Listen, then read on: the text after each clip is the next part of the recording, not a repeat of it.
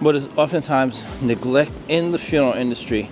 And I share it with several funeral directors in some of the sessions that I teach. We can focus on and think about the casket and the cars. I know some of the funeral homes or funeral home owners are so intrigued by having the latest and greatest car and the appearance.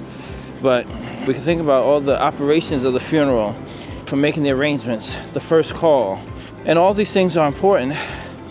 But the reality is, many businesses, even though they may focus on those things, many businesses are still suffering and struggling right now because society is changing, expectations are changing. And it's something that is being missed by many funeral homes, and that is aftercare. And what is aftercare? Because actually, they asked me that as well too. What is aftercare?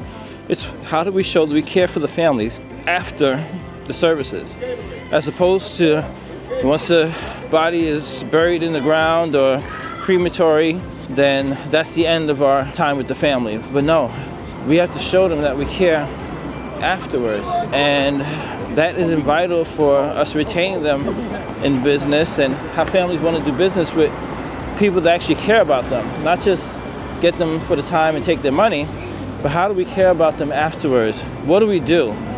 So I'm interested to hear, what do you guys do after the services are over? What do you do for the families? What services do you provide for the families afterwards?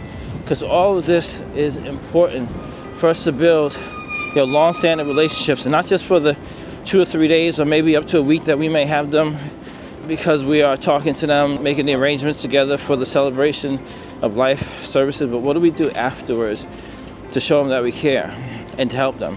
And they actually really need it, because so many times they've reached out to our company and asked us for help after the services.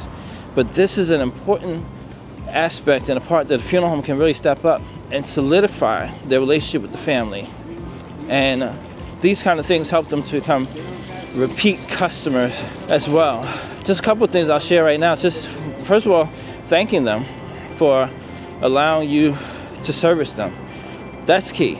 That oftentimes goes unsaid. Thank you for allowing our funeral home to be here for you at the hardest time of your life.